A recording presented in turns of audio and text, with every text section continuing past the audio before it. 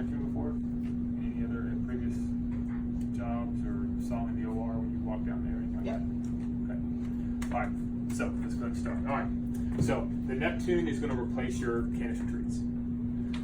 Think of it as your suction and your waste all in one closed unit. And so we say closed because you will no longer have to physically touch or have a spill risk or anything like that with what you're collecting. So it's closed, which is a definite advantage to you guys. So the first thing we do is it has to be plugged in and power on for it to work and to turn on.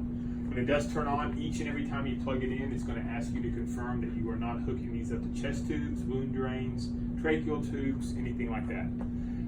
Those are things that are not meant for high suction devices. They should have their own suction power somewhere else. And so you will hit confirm, confirming that you understand that and that you will not do that. Do we need to keep it plugged in?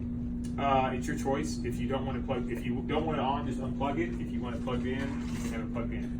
It just, if it's plugged in, it's using electricity. If it's not, it's not. But there's not any harm or damage. And again, it takes about a minute to boot up. So just know that you make sure before in case that you turn it on in plenty of time, because that 1 minute can seem like an eternity when everybody's looking at you. So, all right. So what's nice about this is we have two separate canisters, and L&D is a little bit different than the OR. So we'll kind of walk through these things. But you have a 20-liter canister and you have a 4-liter canister. I would recommend for several reasons using the 20-liter canister.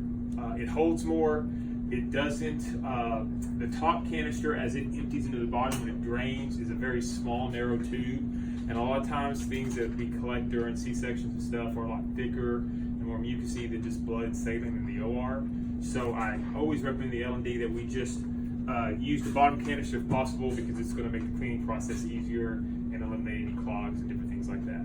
But you'll notice that there's again, the 4-liter is set up a lot of times for anesthesia, pediatric cases. Both of them will give blood readout or collection readout, and we'll show that as well. But you've got two canisters to operate with. These are called manifolds, and in order to activate the canister, you have to put a manifold into the reservoir.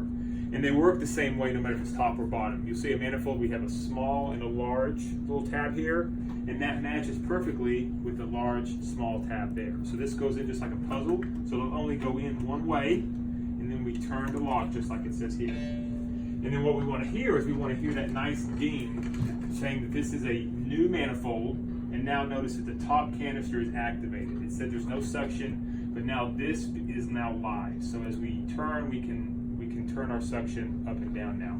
The bottom canister, we don't have a manifold in, so we can spin this all day and nothing's going to happen. So putting the manifold in is what activates it. Now, let's say we put in a manifold. Oh, that's a new one. Let's see what I've got here. So this is a manifold that has been used already, and it says expired manifold detected, replace expired manifold with a new manifold. So this has the ability to tell you if it's been used or not. So what we want is it to say new. If it says used, then that's something that we don't want to see. Now, again, you can use both canisters simultaneously if need be. I'm not sure in L&D world why we would have that, but just know that you can activate both at the same time, have them set to different suction levels, doing different things.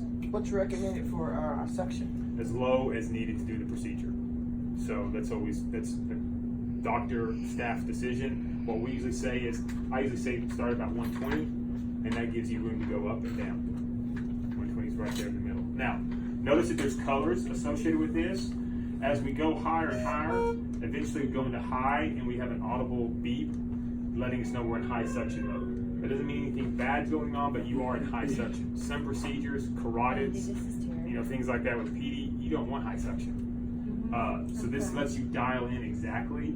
And again, I always say recommend 120, and you can always go up and down from there. This is pretty strong. Does this hook up straight to our canisters? No, canisters are no longer used. This is all you need.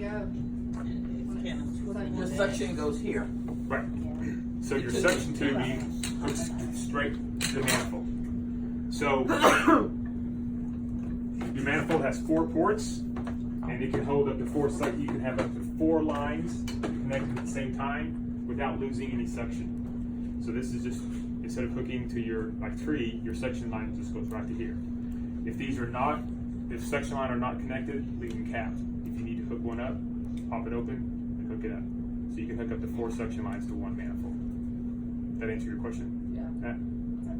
So once everything is in, so this is basically our setup. We have our manifold in place and we're ready to go. Now, notice that once we have activated the manifold, we can now control our suction. We can also begin to see what we've collected. So that's important. So this will be our collection. So as we collect, it's going to show up here in 50 cc increments of what we've collected. And so this allows us to do just our math. It's not necessarily blood loss because you also have saline and other things mixed with it, but it allows you to capture what the total liquid has been caught. And it tells you that automatically. When we're ready to start the case, everything's been hooked up, we simply hit start. The motor turns on. Within a second of doing that, notice it says used. So now we went from new to used. Notice this one still says new in the top. That's because the suction is down. Until I turn the suction up, it won't tell you that it's used. After use, do we need to turn it back down and turn it back up? Okay. Nope. So once you've turned it on, you've turned your suction up, it's just going to run throughout the case. At this point in time, the doctor can say, hey, I need a little more suction. I need a little less suction. We'll kind of figure it out as you play with it. The difference is wall suction is so variable, you really never know what you're doing. With walls, it's just there.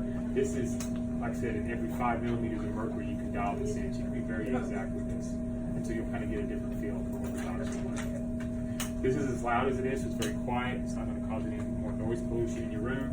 And you're just doing your case. And again, as you collect, we're going to see it read out on our readout. So any questions on that?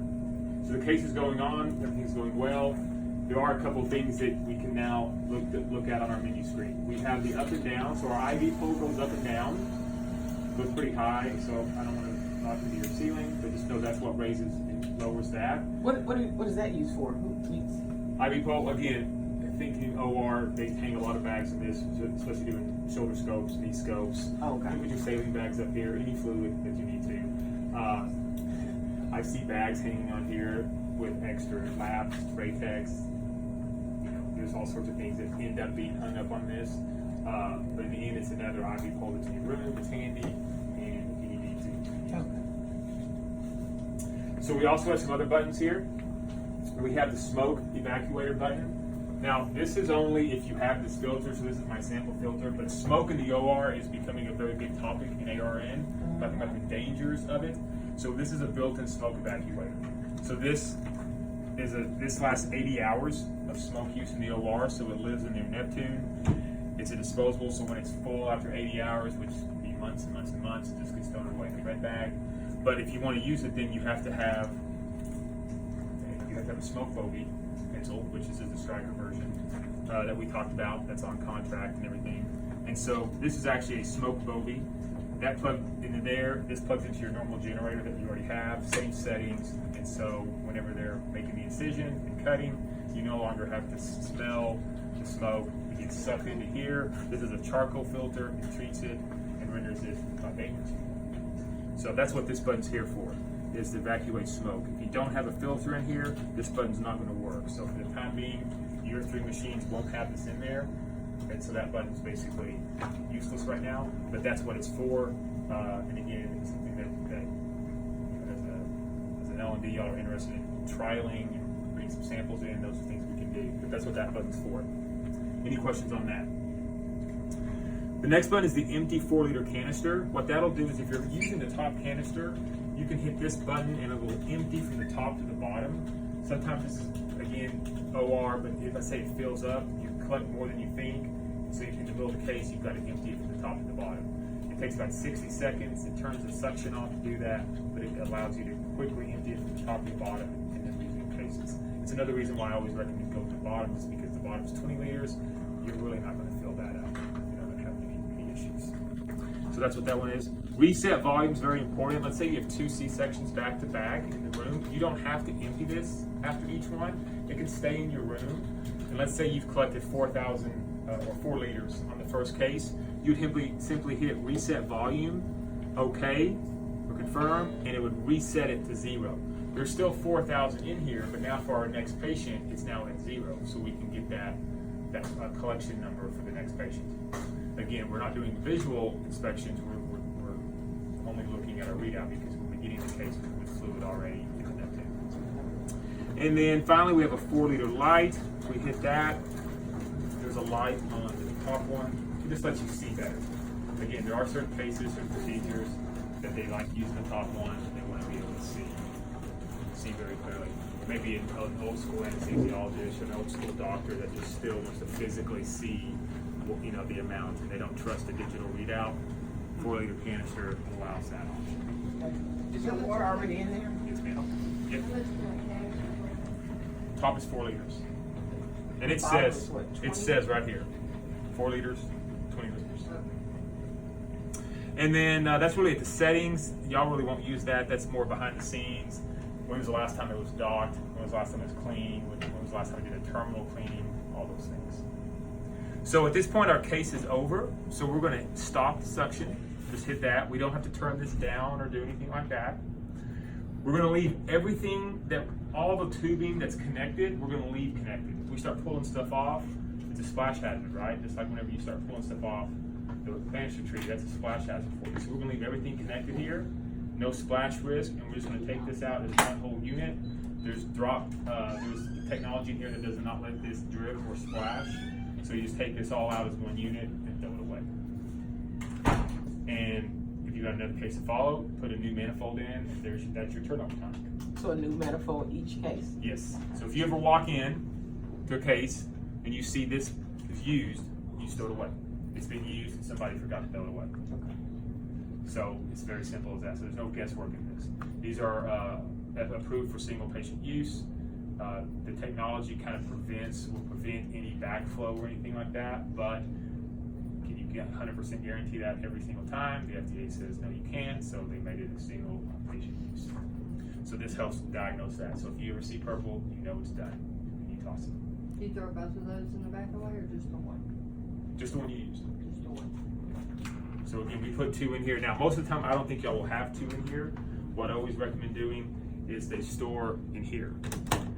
You've got 5 slots. That's your storage spot. Take one out, put one in, top or bottom canister, whichever one you're going to use, and you're ready to go for the case.